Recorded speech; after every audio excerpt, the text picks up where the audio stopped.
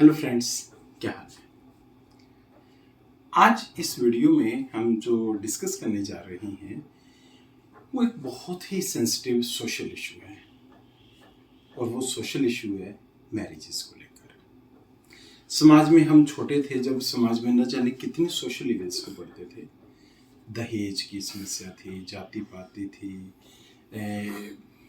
Communalism को लेकर था, धर्म को लेकर हम लोग झगड़े होते थे।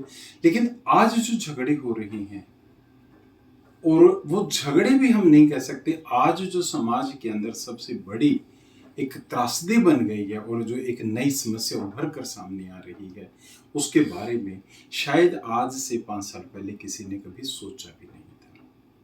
और वो त्रासदी और वो समस्या है हस्बैंड वाइफ के रिश्तों को लेकर, और खास तौर से हस्बैंड वाइफ के वो रिश्ते नहीं जो निभ रहे हैं शादी के बाद शुरू के 1 या 2 साल के रिश्ते को लेकर। आए दिन इन दिनों में तो एक भरमार चली हुई है। क्या तक कि मुझे ये नहीं पता कि कहां तक किसका कसूर था या नहीं था। हरियाणा में कितने कांड हुए, नीले ड्रम का कांड हुआ, अभी अभी इन दिनों में एक मध्य प्रदेश का कांड आया है जिसमें कोई सिलेंडर को लेकर एक इन्वॉल्वमेंट रही है कि सिलेंडर के अंदर डेड बॉडी पाई गई, कभी सूटकेस में पाई गई, कभी मिक्सर के अंदर पाई गई। कहने का मतलब ये है कि देखिए कि आदमी हो या औरत हो, हमारा इशू ये नहीं है कि हमने किसी औरत को डिस्कस करना है या आदमी को डिस्कस करना, हम एक इंसान को डिस्कस कर रहे हैं कि आखिर हमारे समाज में ऐसी ऐसी जो गंदी गंदी हरकतें हैं वो क्यों हो रही हैं। क्यों आज शादी जैसा एक पवित्र रिश्ता आज एक बदनामी के साइन के नीचे, बदनामी नामक एक इंटेरोगेशन के नीचे पनप रहा है।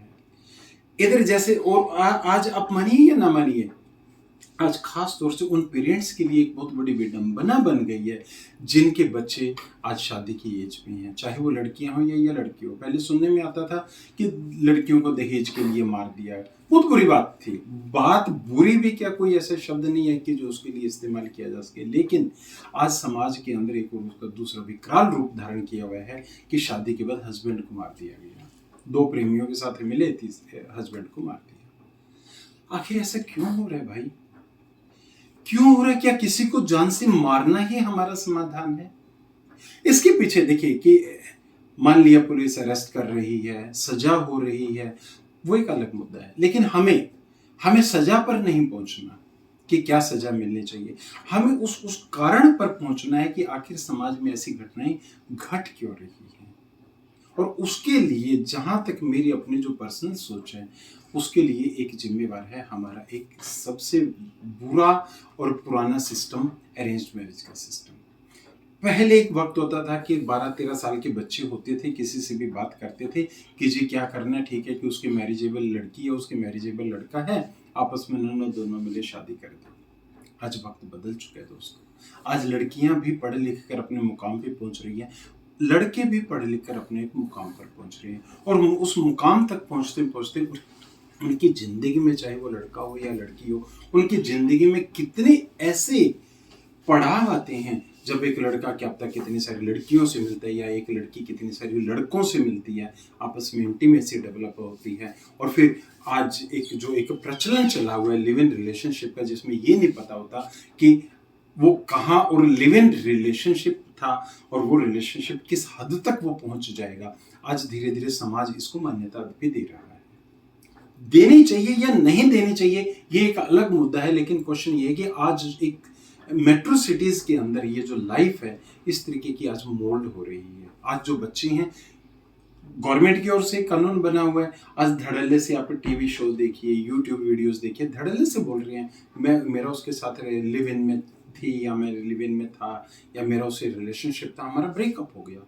हम इस चीज को स्टिग्मा नहीं मानते। एक वक्त वो होता था जब लड़का या लड़की को लेकर इस चीज को टेंशन हो जाती थी कि मेरे अफेयर के बारे में किसी को पता न चल जाए। लेकिन आज धड़ल्ले से बच्चे बात करते हैं, मैं उसके साथ लिव इन में थी, मैं उसके साथ लिव इन में था।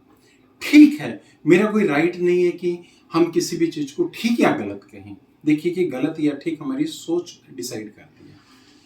ठीक मानती हैं, कोई बात नहीं, आप रहिए, गलत मानते हैं आप मत रहिए, लेकिन क्वेश्चन शायद एक क्वेश्चन ऐसा है, जान से किसी को मारना शायद ही धरती पर या किसी भी धर्म के अंदर ये लिखा होगा कि ये जस्टिफाइड है। अरे कानून में भी जब एक वक्त होता था जब फांसी की सजा दी जाती थी, फिर धीरे धीरे एक प्रोविजन आया कि हो सकता है कि हमारी आंखें उस सच्चाई को ना देख पाए, इसलिए उम्र कैद का भी प्रोविजन दिया गया कि वो तो एक परम सत्य है, किसी को आपने ना जान से मार दिया, कहीं ना कहीं हो सकता है कि हम गलती क्यों ना हो।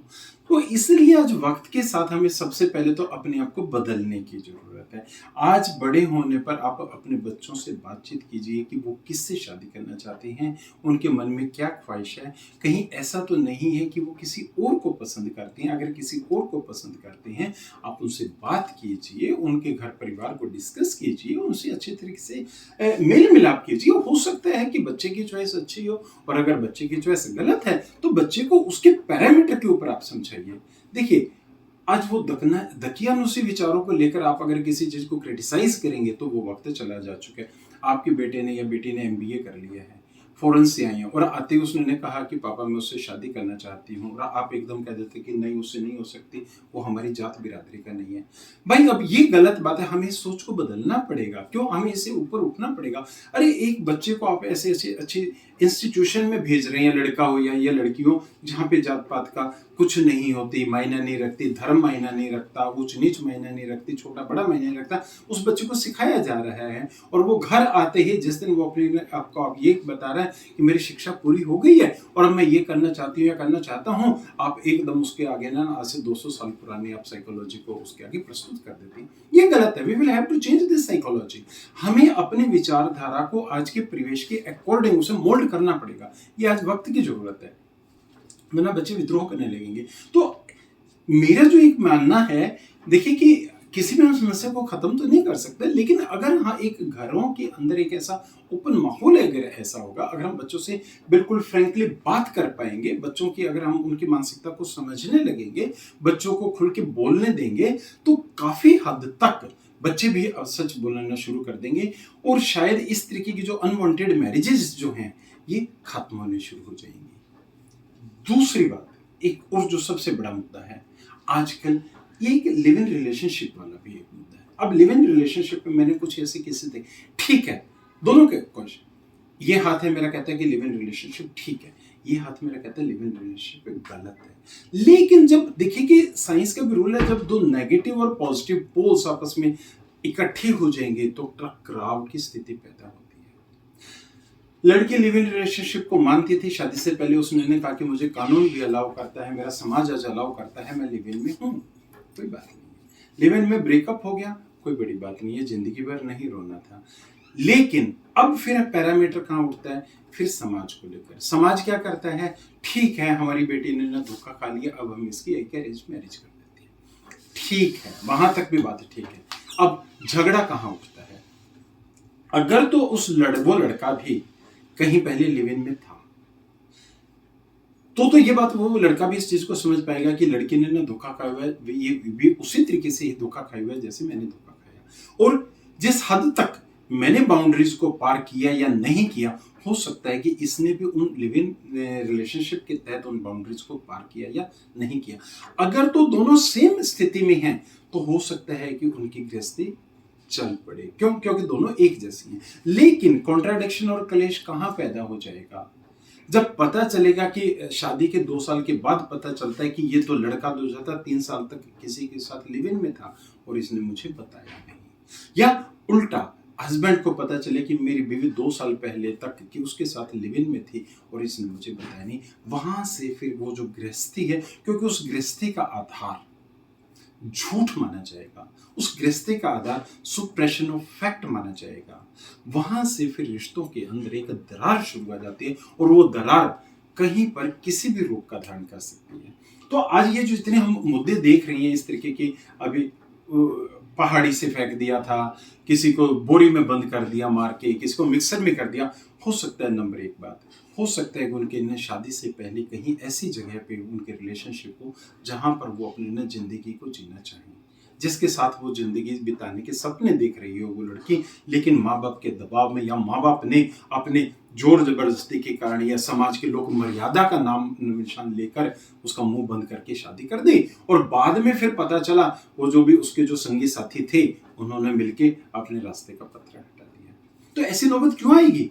अगर आप एक माँ बाप हैं तो आप खुद सोच के देखिए, आज आप अपनी विचारधारा को नहीं बदलेंगे तो देखिए कि वो दिन तो दूर नहीं है जिस दिन आपके बच्चे को फांसी की सजा होगी या उम्र कैद होगी। वो बात एक हो सकती है कि 6 महीने लग जाएंगे, साल लग जाएगा या 2 साल लग जाएगा। और फिर सारी चीजें छोड़िए, जिस दिन अंतर्मन का जो गिल्ट अगर जागा उस दिन उसको कोई नहीं बचा पाएगा। तो इसलिए सबसे पहले ये जरूरी है कि ऐसी स्थिति को अवॉइड कीजिए। आपकी लड़की, आप उससे साफ कीजिए कि बेटा हम शादी कर रही है, अगर तू किसी को पसंद करती है तो बता, हम वहां शादी कर देंगे, वरना हम किसी और से कर देंगे। वहां पर देखिए कि मुझे ये नहीं पता कि ये मैटर इस तरीके की खत्म होंगे, लेकिन काफी हद तक कम होने की संभावनाएं हो जाएंगी। सेकेंडली बात, शादी के वक्त आपके जो भी एक्सपेक्टेशन है, कोई बुराई नहीं है। आप लिव इन के खिलाफ थे, अपने स्पाउस को साफ बता दीजिए कि मैं लिव इन के खिलाफ हूं और ये आप देखिए कि मुझे भी ये नहीं पसंद कि तुम लिव इन में रहो, या हो तो मुझे बता दीजिए, नहीं हो तो मुझे बता दीजिए। कल अगर मुझे बाद में पता चला, that will not be tolerated. तो अगर शादी के ही वक्त सारी चीजें साफ साफ क्लियर हो जाएंगी लड़के की ओर से या लड़की की ओर से, तो भी शादी के बाद इस तरीके की जो स्थिति पैदा होती है उसको काफी हद तक अवॉइड किया जा सकता है। या फिर कोई बात नहीं है, आप लिव इन में थे, आपके किसी से फिजिकल रिलेशनशिप थे, इंटीमेसी थी, कोई बात नहीं, आपका ब्रेकअप हो गया, कोई बड़ी बात नहीं है। आज समाज में आपकी जो आपकी जैसी लाइफ है, आपको वैसा ही बंदा मिल जाएगा। आज वो दिन गए कि अगर एक रिश्ता टूट गया था तो दूसरा रिश्ता करना मुश्किल होता था, उसको वैसा ही मिल जाता था। आज के डेट में अगर आपका एक बार तलाक हुआ, आपको एक बार तलाक किया हुआ स्पाउस मिल जाएगा। आपके अगर 3 तलाक हो चुके तो आज की डेट में आपको 3 तलाक वाले भी मिल जाएंगे। आज की डेट में अगर आपकी उम्र 60 साल की और आप शादी करना चाहते हैं, आपको 60 साल वाला भी स्पाउस मिल जाएगा। कॉन्ट्राडिक्शन सिर्फ ये होता है जहां पर हम चीजों को छुपा देते हैं। छुपाइए मत। आप था, अब साफ बोलिए, हमारी बेटी उसके साथ 2 साल लिव इन में रही थी, नहीं बस पाई, अलग अलग हो गए, हमें ऐसा ही रिश्ता चाहिए, चाहे कोई लड़का भी भले ही लिव इन का। देखिए फिर मेरा एक बात है, I am not supporting live in relationship, I am just discussing A trend which is prevailing in the society.